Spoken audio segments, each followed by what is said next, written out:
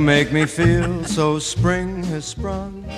Joining us now is someone you are all going to want to hear more from. She's an author who specializes in helping those of us who may be 50 and over reclaim our vitality so we can look and feel 10 years younger. We're talking about Wendy Vineyard. Welcome, Wendy. Thank you so much, Christine.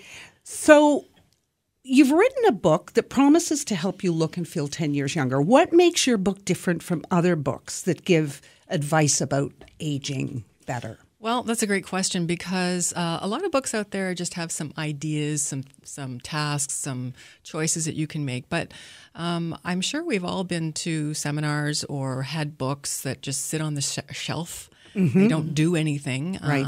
Unfortunately, if it's sitting on the shelf, it's not helping you.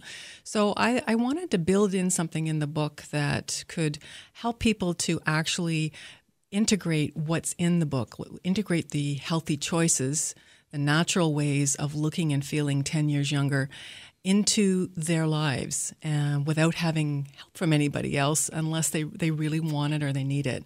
And I believed that from what I had read about habits, we often think of habits as being a negative thing, but habits can also be used for good. Use the force for good, Luke. Use the force. And so habits trump willpower. Willpower doesn't last. Even in the course of a day, we have more willpower in the morning than we do, say, late in the afternoon when it's time to exercise. We've all been through that where the day mm-hmm. just piles up mm-hmm. and you run out of energy and it's like, forget it, I'm going home. And so when you create a habit day by day, and in fact, I have an extra tool in the book and also as a free downloadable bonus for all my readers, it's called the Power Habits System. And it's a one-pager that you can use to actually take the healthy habits that are described in the book. There's 10 different habits and many different choices. And you can turn them into a habit by following along on this worksheet. So the worksheet has options for getting really committed to your habit, because unless you're committed to it, you're going to, and unless it's your actual choice as opposed to what you think you should do or what someone else thinks you should do, it's not going to work out. You're not going to be consistent. Okay, so before we get to some of the habits, I'm interested to find out what you think let's say the top 3 causes of premature aging are. Well, again, that one is a tough one. But when I really looked at what I had in my book, I decided that inflammation, number 1, stress, mm-hmm. and not loving yourself enough.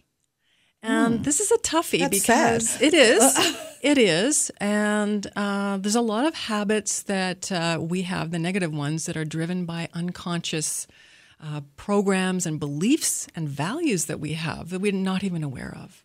And so how do you change something you're not aware of? Well, you cannot. You have to be aware of it in order to change it. But go back to explain inflammation, because we do hear a lot about it and how damaging it is. But what exactly is it? Well, inflammation is your body's response to toxins, to the wrong foods, to emotions, in fact, that can become toxic if they're stuck in your body. And emotions do get stuck in our bodies when we feel stuck and unable to move forward in our lives in a productive way. So where do you go from there? Emotionally, how do you heal yourself so that you are going to look younger? Self-compassion and the intention to apply it to yourself is a really good place to start. So we sometimes talk about ourselves in unkind ways. Oh, am I ever stupid? Oh, I shouldn't have done that. What a dummy. Always speak of yourself in a positive, loving way. And this time of year especially is a really great time to decide that you're going to put yourself first. Women in our society tend not to do that at our own peril. And it's often seen as being a plus for a woman to give and give and give until she gets sick. And I'm sorry, but it's how can you give and maintain a family and maintain your life unless you fill yourself back up? Okay, so if someone's listening right now is wondering how they can improve their own self-love, what is the one habit they could do? Well, it would depend on the individual, and I do emphasize that a lot in my book, is that we're all individuals. But let's say you don't have a plan, and I'm talking about an intentional plan for how to handle your stress. Stress is a killer, and it does contribute towards inflammation. So there's a lot of interconnections between the things that age us and what we can do to prevent premature aging and how we can look and feel 10 years younger naturally. So it might be you start taking a multivitamin. It might be you start going to bed earlier. Sleep is a highly underrated activity. And if you decide to go to bed earlier and maybe even get up slightly earlier to do something positive for yourself in the morning, like meditation or reading a life-affirming book or watching a YouTube video that makes you feel good. So what you're saying really is that people recognize that they're under stress, but they don't take it apart and say, okay, what am I going to do about it? We had someone in who said, I take 15 minutes in the morning, and that's when I worry. And then I say that's enough, and now I go on with my day. So she completely compartmentalizes her stress, which is a very difficult thing to do, though, for most people. It is, but if you promise yourself that you're going to use those 15 minutes to the max, you can actually look forward to that. And this is a strategy that you can use for grief as well, if grief goes on too long. Obviously, if you have problems in your day-to-day life that you cannot overcome on your own, there are lots of coaches out there. There are lots of practitioners who can give you the support and the guidance that you need to get where you want to go faster than you could on your own. What you're saying, though, is to form a new habit. So every morning from 9 to 9:30, I'm going to worry and stress. And at 9:30, that's it for the day. I'll do it again tomorrow. Exactly. You just create new habits to deal with this. Yeah, you could absolutely do that. And having a plan to deal with your stress, whether it's structured breathing or tapping, I absolutely love emotional freedom techniques as a strategy for self-help.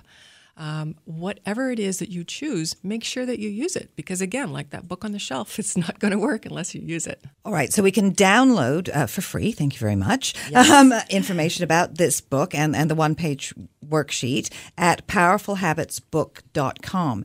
But can you tell people what are we hear a lot about the good foods that you should eat, but we don't hear about the bad foods so much. So what are some things we should definitely be avoiding? Well, you're not going to like to hear this, but fried foods are really not good for you. I get that. Yeah. And beef and peanuts. There's a number of things that I talk about in the book to avoid and what to eat.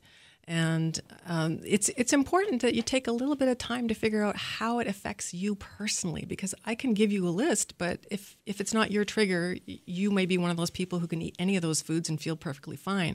It's about listening to your body talking to you through the symptoms that you may notice after eating: bloating, stomach pain, just having skin problems. So there's lots of ways that you can figure out how to do it. And I do have one of my downloadable bonuses from my website also is a journal to be able to figure that out for yourself. Okay, so if we only implemented one suggestion to turn into a healthy habit, which one do you think makes the greatest difference in how you age?